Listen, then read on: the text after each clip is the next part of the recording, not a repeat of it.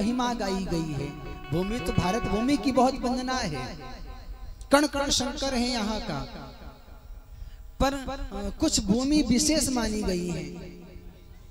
जैसे अयोध्या की जो भूमि है उसकी विशेष महिमा गाई गई है। साधु कहते हैं कि अयोध्या त्याग की भूमि है। जीवन में कुछ आप त्याग करना चाहते हो और त्याग नहीं हो पा रहा है, किसी प्रकार का त्याग, परिवार से त्याग, धन का त्याग, पत्नी का त्याग। त्याग का मतलब नहीं कि छोड़ दो, हाँ साथ रहो पर फिर भी भजन बंद ना हो। लोग लिप्त हो जाते हैं, भजन छोड़ देते हैं बिल्कुल ही। तो साधु कहते हैं कि जीवन में कुछ त्याग करना हो और त्याग नहीं हो पा रहा है तो 2-4 महीने अयोध्या की भूमि पर वास करिए तो जीवन में त्याग का भाव प्रकट हो जाएगा, जीवन में त्याग की भावनाएं आ जाएंगी।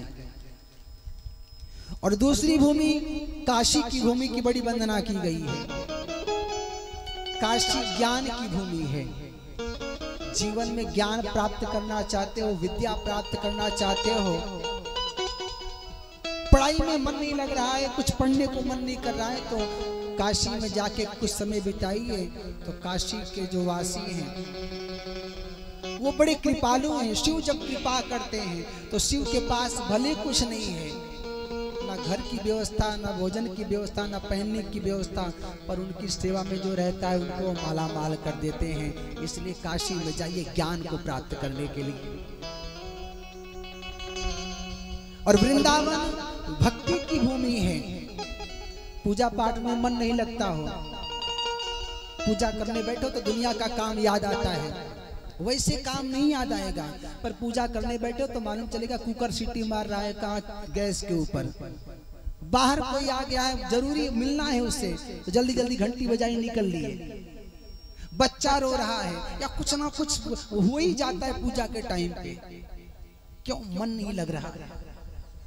मन लग जाता तो बाहर की ये घटनाएं सुनाई नहीं देती, कौन आया है, कौन क्या हो रहा है। तो साधु कहते हैं कि जीवन में भक्ति प्राप्त करना चाहते हो तो कुछ दिन वृंदावन में रहिए।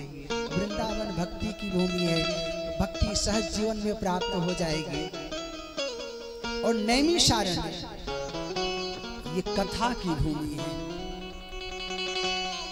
इसी भूमि से इस कथा का प्रारंभ होता है। 88,000 साधु निकले हैं ढूंढने किसको, कथावाचक को। विचार करो, 88,000 लोग ढूंढ रहे हैं कि कोई कथा सुनाने वाला मिल जाए। और आज क्या है, 88,000 कथावाचक निकले हैं ढूंढने कि कोई कथा सुनने वाला मिल जाए तो उसको हम कथा सुना दें। समय का इतना परिवर्तन हो गया है।